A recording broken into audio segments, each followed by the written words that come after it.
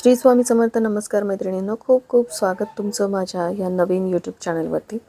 तर खूप दिवसानंतर या चॅनलवरती मी व्हिडिओ शेअर करत आहे. मध्ये मला व्हिडिओ शेअर करणं पॉसिबल नाही झालं कारण थोडे हेल्थ इश्यूज झाले होते. मला मध्ये व्हायरल इन्फेक्शन झालं होतं आणि त्यामुळे डॉक्टरांनी मला कंप्लीट रेस्ट घ्यायला सांगितले होते. त्यामुळे या चॅनलवरती व्हिडिओ येत नव्हते. मला खूप साऱ्या मैत्रिणींच्या कमेंट पण येत होत्या की ताई तुम्ही या चॅनलवरती ब्लॉग शेअर करत नाही. बघा, त्याच चॅनलवरती मला एखादा व्हिडिओ अपलोड करायचा असेल तर 4 ते 5 तास मला एडिटिंगला द्यावे लागतात आणि परत दुसऱ्या चॅनलवरती एडिटिंग करायची म्हणजे मला खूप जास्त त्रास होत होता. म्हणून या चॅनलवरती मी व्हिडिओ शेअर केलेले नाहीत. कंप्लीट फोकस जो आहे तो माझा सुजास हॅपी वर्ल्ड या चॅनलवरतीच होता. पण घराची साफसफाई सुरू आहे. गुढीपाडव्यामुळे नवीन वर्षामध्ये साफसफाई करण्याविषयीचा व्हिडिओ मी तुमच्यासोबत शेअर केला होता आणि मी देखील साफसफाईला सुरुवात केलेली आहे. तर एकटीने नाही तर मी दोघींना माझ्यासोबत मदतीला घेतलं होतं. तर फ्रीजमधलं सगळं सामान काढून घेतलेलं आहे. पण मी ज्या स्किन केअरसाठी क्यूब्स बनवल्या होत्या टोमॅटोच्या, त्या तशाच ठेवल्या आणि फ्रीज देखील ऑन ठेवावं लागला, नाही तर या सगळ्या क्यूब्स मेल्ट झाल्या असत्या. मग सगळं सामान जे आहे ते बाहेर आणून ठेवलं. क्रॉकरी युनिट वगैरे मला सगळं क्लीन करायचं होतं. दिवाळी इतकी म्हणजे खूप अशी साफसफाई केली नाही, पण जे बेसिक होतं, जे खूप चिकट झालेल्या काही गोष्टी होत्या, ज्यामध्ये बरण्या होत्या आणि क्रॉकरी ज्या होत्या त्या वाफेमुळे होतातच. तुम्ही कितीही कपाटात ठेवा किंवा कुठेही ठेवलं तरी चिकटपणा हा येतोच. तर ते सगळं सामान मी काढायला लावलं बाहेर आणि आधी सगळं घासून उन्हामध्ये वाळत घालायचं होतं. तर इथे तुम्ही बघू शकताय की आमच्या बागेमधल्या कमळाच्या झाडाला मस्त फूल आलेलं आहे आणि इथे एक एक भांड्यांची साफसफाई सुरू होती. तर आता भांडे वगैरे घासून घेतले आणि मी नेहमी तुमच्यासोबत शेअर करते, क्लिनिंग ही नेहमी वरून खाली करावी.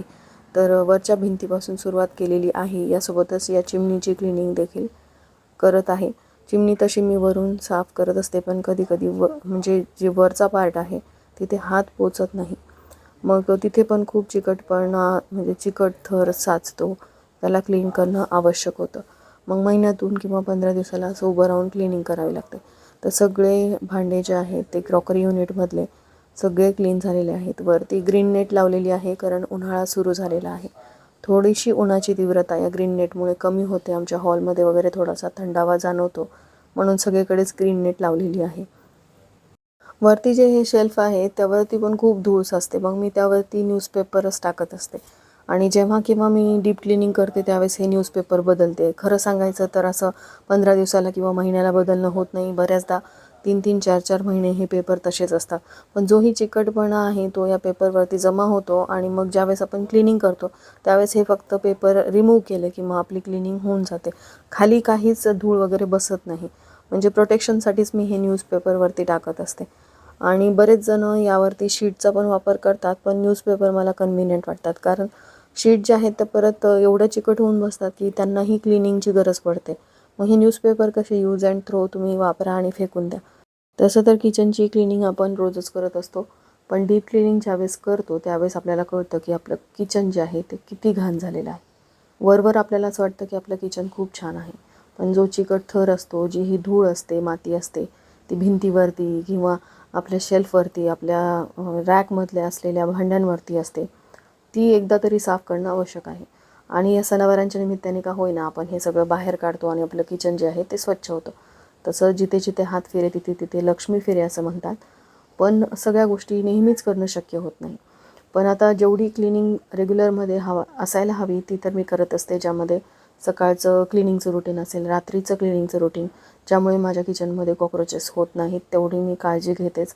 आणि नाईट टाईम रुटीनचे पण बरेचसे ब्लॉग मी तुमच्यासोबत शेअर केलेले आहेत. त्यामध्ये मी शेअर केलेलं आहे की कशाप्रकारे मी रात्रीची किचनची स्वच्छता करते. तर इथे तुम्ही बघू शकता वरच्या भिंतीची आणि वरच्या शेल्फची सगळी क्लिनिंग वगैरे झालेली आहे. चिमणी पण माझी पूर्ण क्लीन झालेली आहे.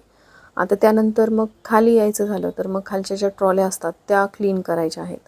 तर ट्रॉल्यांमधलं सामान वगैरे मी काही काढलं नाही कारण त्यामध्ये भांडीच असतात आणि भांडी जसं गरजेनुसार आपण वापरतो तशी ती धुवायला पडतातच. पण एक मसाल्याचा रॅक आहे तो मात्र म्हणजे तिथे होतोच, कचरा होतोच, मसाले वगैरे सांडतात, आपण पटकन काही घ्यायला जातो आणि अचानकपणे हळद किंवा तिखट असेल ते आपल्या हातून खाली पडतं. तर तो पार्ट मात्र मला स्वच्छ करावा लागला. इथे काही मी खडे मसाले माझ्या म्हणजे कन्व्हिनियन्सीसाठी ठेवलेले आहेत की पटकन आपल्याला स्वयंपाकाच्या वेळेस वापरता येतील. कपाटामध्ये पण बरेचसे मसाले मी ठेवते. पुढे तुम्हाला ते दिसतीलच. रोजच्या वापरातले असतील किंवा काही स्पेशल मसाले ज्यामध्ये सांबर मसाला किंवा छोले मसाला असेल. त्याचबरोबर बऱ्याचदा आता उन्हाळा सुरू आहे तर ताकामध्ये आपल्याला जे काळं मीठ असतं ते टाकावं लागतं. तर ते सगळ्या ज्या गोष्टी आहेत त्या हाताशी लागाव्यात म्हणून मी या रॅकचा वापर करते. यामध्ये बऱ्याचशा गोष्टी मी ठेवते म्हणजे कन्व्हिनियंटली मला पटकन काढता येतात आणि वापरता येतात. पण बऱ्याचदा ह्या गोष्टी हाताळण्याचाही त्रास होतो. काचेच्या वस्तू असल्यामुळे हातातून पडेल की काय अशी भीती वाटते. पण प्लास्टिकपेक्षा ज्यावेळेस आपण मसाले काचेच्या बरण्यांमध्ये ठेवतो त्यावेळेस मसाल्यांची शेल्फ लाईफ वाढते. माझ्या किचनमधील ट्रॉल्यांमध्ये सुद्धा मी अशा शीट वापरते, कारण यामुळे ट्रॉल्या ज्या आहेत त्या प्रोटेक्ट होतात. बऱ्याचदा ट्रॉल्यांनासुद्धा जाळी वगैरे लागतात आणि त्यामध्ये काही सांडलं तर ते खालच्या ट्रॉलीमध्ये पडतं. पण शीटवरती टाकलेली असेल तर जेही काही सांडलं असेल तुमच्याकडून, आता मसाल्याचा डबा मी इथे ठेवते, मसाल्याच्या डब्यामधून काही सांडलं तर ते या शीटवरतीच पडतं. खालची ट्रॉली यामुळे घाण होत नाही. म्हणून नेहमी आपल्या ज्या ट्रॉल्या असतात त्यामध्ये शीट वापरावी. आणि ट्रॉल्यांमध्ये कॉक्रोच होऊ नये म्हणून या ट्रॉल्यांमध्ये भीमसेनी कापूर किंवा साधा कापूर टाकावा. कापराच्या वासाने कॉक्रोचेस येत नाहीत. तर सगळी भांडी जी आहेत ती सुकलेली होती, पण ओलसर जी भांडी होती ती सगळी पुसून घेतली आणि त्यानंतर या दोघींनी जी क्रॉकरी माझी होती ती सगळी त्यांना जशी जमेल तशी त्यांनी लावलेली आहे. आणि फ्रीजमधलं सामान देखील माझं इथे ऑर्गनाईज करून झालेलं आहे. फ्रीज ऑर्गनाईज कसं करावं यावरचा डिटेल व्हिडिओ लवकर शेअर करेल, कारण खूप साऱ्या माझ्या मैत्रिणींच्या कमेंट आल्या होत्या की ताई फ्रीज ऑर्गनायझेशनवर व्हिडिओ बनवा. तर तुम्ही मला समजून घेण्याचा प्रयत्न करा, कारण 2-2 चॅनलवरती व्हिडिओ रेग्युलरली अपलोड करणं शक्य होत नाही. जेही आपण प्रोफेशनल चॅनल बघतो यूट्यूबवरती त्यांचे जे असिस्टंट असतात ते अपलोड करतात, एडिटिंग वगैरे तेच लोक करतात, त्यामुळे त्यांना ते शक्य होतं.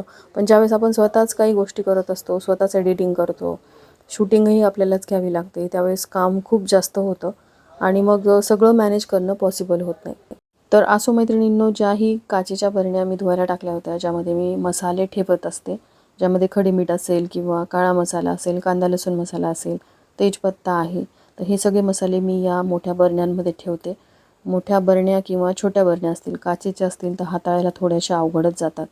पण आता या बरण्या दिसायला तर छान दिसतातच, पण यामध्ये सामानही बऱ्याच दिवस छान टिकून राहतं.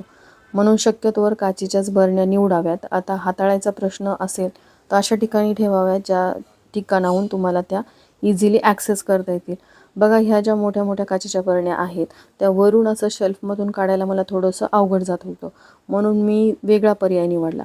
असं वाटलं की याला कुठेतरी दुसरीकडे अरेंज करूया जिथून मला ते कन्व्हिनियंटली काढता येतील. तर आता पुढे तुम्ही बघालच मी या बरण्या कशा प्रकारे अरेंज केलेल्या आहेत. तर सगळं सामान जे आहे ते एक एक करून मी यामध्ये स्टोअर केलेलं आहे. आता हळद जी आहे ती मी ऑर्गॅनिक आणली होती. एका एक्झिबिशनमध्ये माझे मिस्टर गेले होते आणि तिथून ही शेतकऱ्यांकडूनच त्यांनी ही विकत घेतली होती. म्हणजे ॲग्रीचं एक एक्झिबिशन होतं आणि तिथून ही हळद आणली होती. खूप दिवस गेले. आता उंबरठ्यावरती जे मी हळदीचं लेपन करते त्यासाठी मी ही हळद वापरत नाही. त्यासाठी देवपूजेसाठी जी हळद आणते मी ती वापरत असते. आपल्या स्वयंपाकघरातील काही वस्तू ज्या आहेत त्या कधीही संपू देऊ नयेत. त्यामध्ये हळद असेल किंवा खडे मीठ ह्या गोष्टी लक्ष्मीकारक आहेत, त्यामुळे आपल्या घरामध्ये कधीही कशाची कमतरता भासत नाही. त्यामुळे हळद असेल किंवा मीठ असेल माझ्या घरामध्ये कायम असतं. एक्स्ट्रा पॅकेट्स देखील असतात.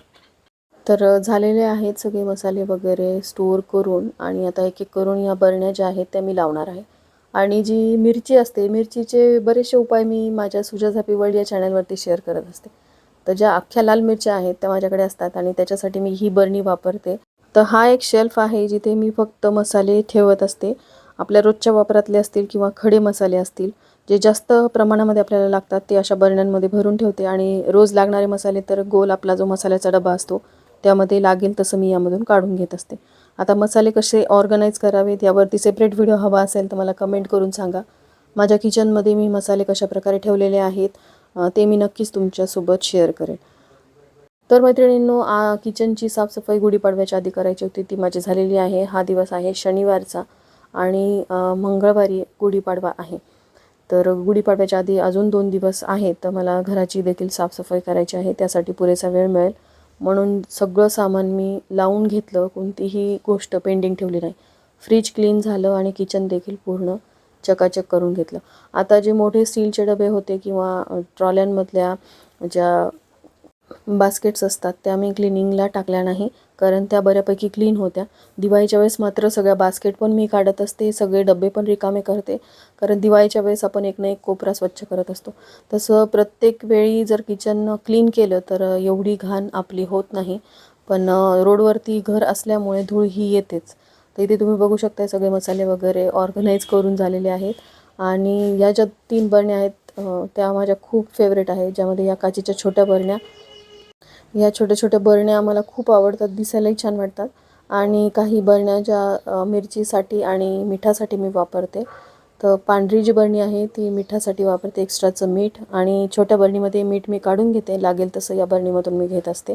आणि दुसरी जी बरणी आहे त्यामध्ये मी लाल मिरच्या ठेवत असते. तर आता मोठ्या ज्या बरण्या होत्या त्या मी नेहमी वरच्या शेल्फमध्ये ठेवायची, त्या मी आता या पुलआउट ट्रेमध्ये ठेवलेल्या आहेत. तिथून मला वरून दिसतं पण काय आहे कोणत्या बरणीमध्ये, आणि काढायलाही सोपं जातं, पूर्ण बरणी काढण्याची गरज पडत नाही. तर मैत्रिणींनो, झालेली आहे माझी किचनची साफसफाई. आणि किचन साफ केल्यानंतर खूप छान वाटतं, प्रसन्न सकारात्मक वाटतं. तुम्ही देखील मराठी नवीन वर्षाच्या स्वागतासाठी घराची साफसफाई सुरू केलेली असेलच, मला कमेंटमध्ये सांगायला विसरू नका. हा व्हिडिओ तुम्हाला आवडला असेल, थोडा जरी हेल्पफुल वाटला असेल तर इतरांसोबत हा व्हिडिओ शेअर करा, व्हिडिओला लाईक करा, चॅनलला सबस्क्राईब करायला विसरू नका. भेटूयात अशाच एका नवीन व्हिडिओसोबत. श्री स्वामी समर्थ.